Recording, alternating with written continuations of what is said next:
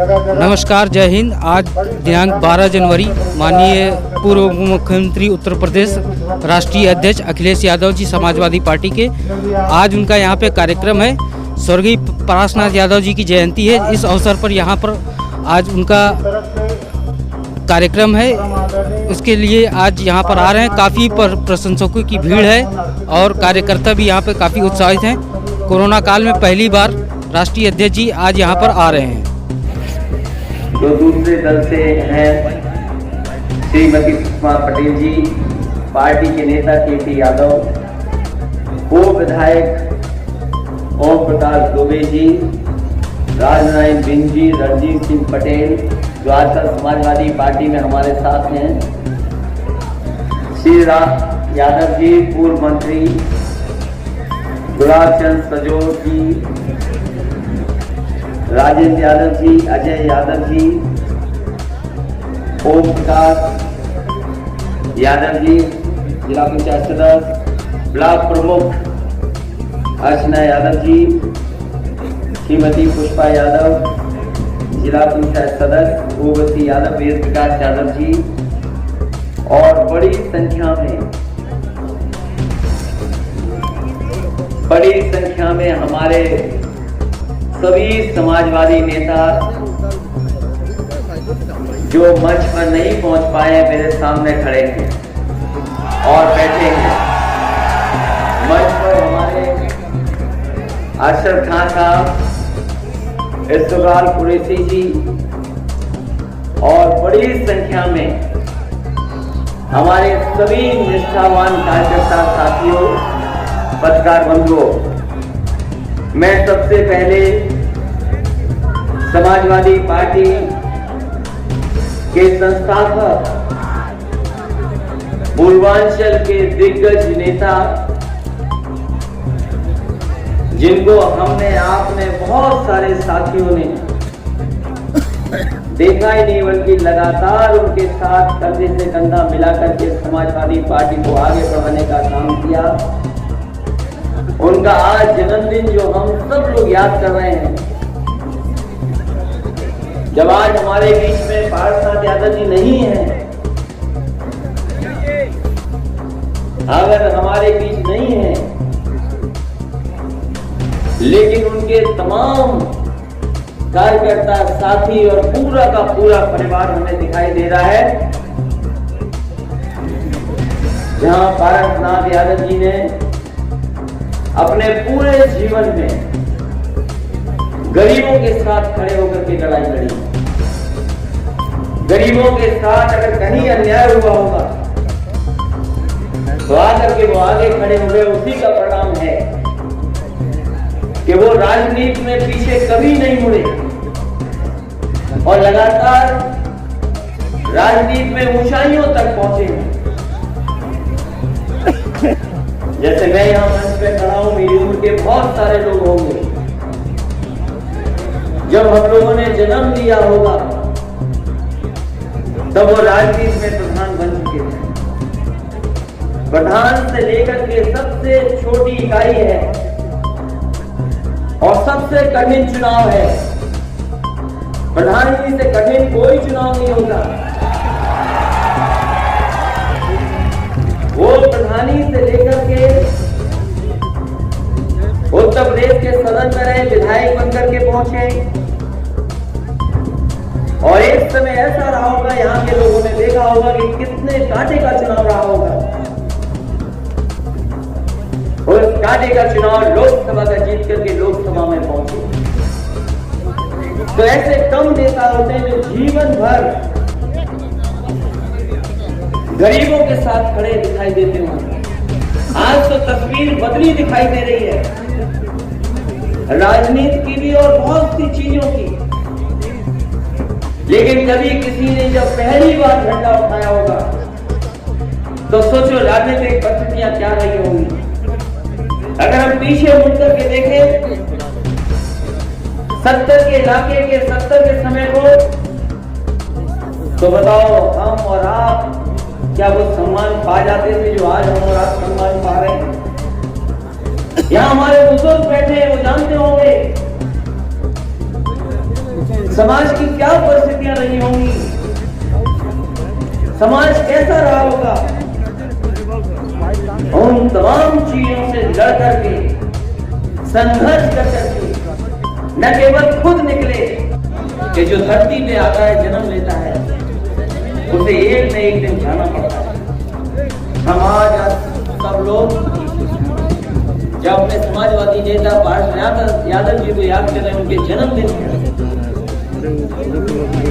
तो यही संकल्प लेंगे कि जो रास्ता उन्होंने दिखाया था, समाजवादियों को चलने के लिए कहा, उसी रास्ते पर और मजबूती से हम लोग चलेंगे। मुझे याद है अभी मंडी का चुनाव हुआ और चुनाव में पार्टी के बहुत नेता पहुंचे। एक दिन लकी ने भी कहा कि आप आ जाओ कैसे भी। मैंने कहा कि इस समय अभी हमें मत बुलाओ बाई इलेक्शन, लेकिन फिर भी मैंने जानकारी की, लोगों से फोन पे बातचीत की और लोगों से भी पता करवाया क्या क्या चल रहा है, ये बताओ मंडी में क्या हो रहा है। बोले चुनाव तो है बहुत कठिन, लेकिन चुनाव में बीजेपी से नहीं हो रहा, किसी और दल से हो रहा है, किसी और से हो रहा है चुनाव। और जब पूरी बातचीत जानकारी मिल गई तो हमें पता था कि मल्ली की जनता समाजवादी पार्टी को जिताने जा रही है। मैं एक कार्यकर्ता का धन्यवाद देना चाहता हूं। अभी लकी कह रही थी हमारे सेक्टर के प्रभारी हैं, ये जो बैठे हैं हमारे सेक्टर के प्रभारी हैं, मैं इन्हें तो देता ही हूं धन्यवाद, लेकिन एक एक कार्यकर्ता, एक एक नेता का मैं धन्यवाद देता हूं।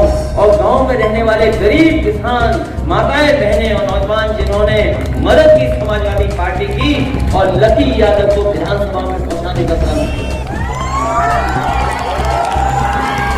और हमें भरोसा इसलिए भी था, मैंने लकी से कहा और बाद में सोचा कि लकी एक बहादुर बेटे का बहादुर बेटा है और जीत करके आएगा। मैं आपका धन्यवाद देता हूं, सब लोगों का आभारी हूं कि उस कठिन लड़ाई में आपने जिताया। जब एक एक seat Bharatiya Janata party Samajwadi party को हराना चाहती, वो भारतीय जनता पार्टी के लोग नहीं चाहते थे कि समाजवादी लोग जीते, वो हर रणनीति बना रहे थे, उन्हें जो जो करना था वो सब किया उन्होंने। और यहाँ जितने बैठे लोग हैं ये तो जानते हैं कि विपक्ष के लोग जो हैं, सरकार में जो लोग बन गए आजकल, क्या नहीं किया उन्होंने। जो जो कर सकते थे, जिन्होंने चुनाव को करीब से देखा होगा, बताओ सरकार और लड़ने वाले व्यक्ति ने क्या नहीं किया विधानसभा में, बताओ। कोई चीज छूटी हो तो बताओ,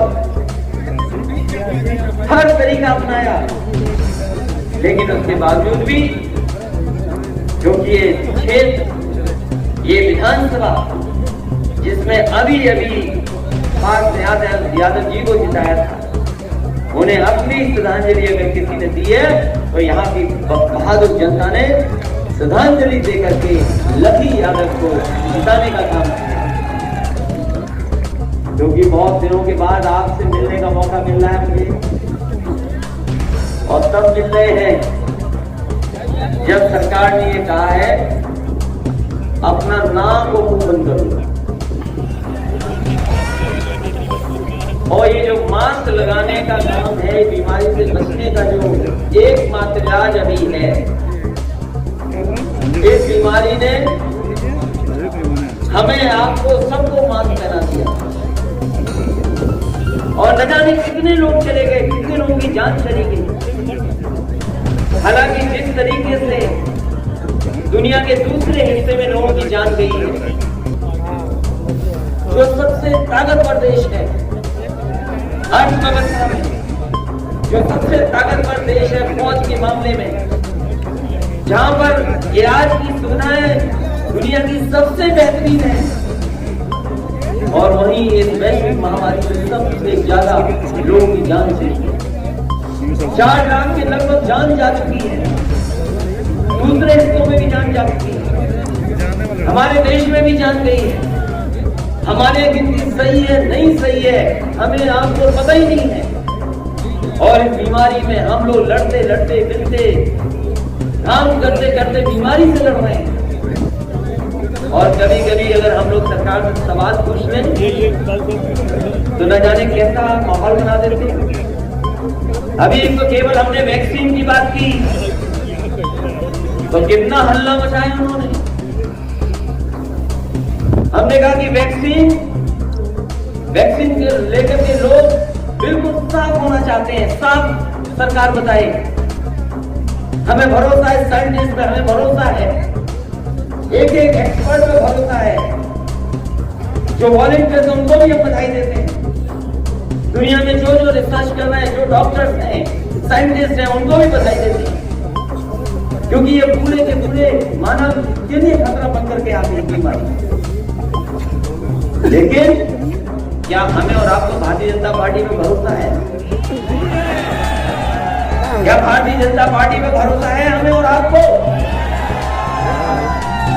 इसलिए सरकार भरोसा दिलाए और सरकार इस बात का भरोसा दिलाए कि ये जो वैक्सीन लगने जा रही है, हमारे गरीब, हमारे जो गांव में रह रहे हैं, उनको वैक्सीन कब मिल जाएगी, किस तारीख तक हमारे गरीबों को सबको वैक्सीन लग जाएगी और मुफ्त लगेगी कि नहीं लगेगी, ये भारतीय जनता पार्टी के लोग बताएं पहले। जो संपन्न लोग हैं वो तो लगा लेंगे, संपन्न लोग रास्ता ढूंढ लेंगे। हम तो देखते हैं कभी कभी बाजारों में या और जगह जब जाने का मौका मिलता है, हम गए अभी एक शादी में, मुझे लगा कि सब मास्क लगाए होंगे। जब मैं उस पंडाल में पहुंचा तो मैंने देखा मेरे अलावा कोई मास्क नहीं लगाए हुए।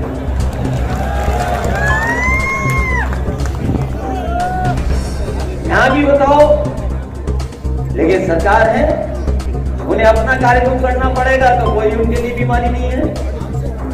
लेकिन अगर विपक्ष कोई बात अपनी कहना चाहेगा तो उसकी बीमारी है। न जाने कितने समाजवादी कार्यकर्ता होंगे जिन पर इस वैश्विक महामारी पर उन पे मुकदमे लग गए, न जाने कितने कार्यकर्ता होंगे जिन पे मुकदमे लगे और अपमानित भी हुए इस समय। और जब वैश्विक महामारी शुरू हुई थी, क्या हम लोगों ने भारतीय जनता पार्टी का चेहरा नहीं देखा?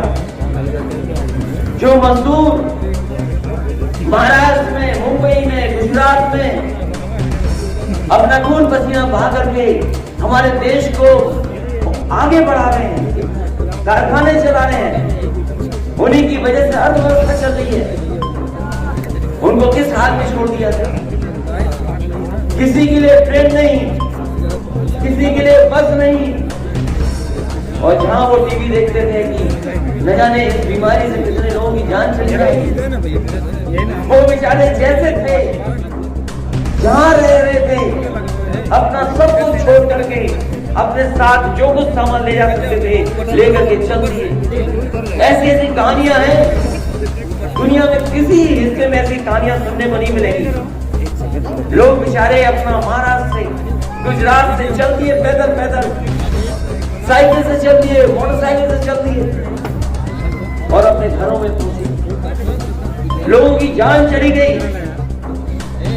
उत्तर प्रदेश में 90 से ज्यादा लोगों की जान गई है और ये भारतीय जनता पार्टी तमाशा देखती रही। भारतीय जनता पार्टी ने कोई मदद नहीं की इनकी सरकार के लोगों ने। इनमें 90,000 बसें थी। अगर ये 90,000 बसें चला देते तो हमारा मजदूर एक भी पैदल नहीं चलता, उसको बस से पहुंचाया जा सकता था। और जो 90,000 लोग मरे,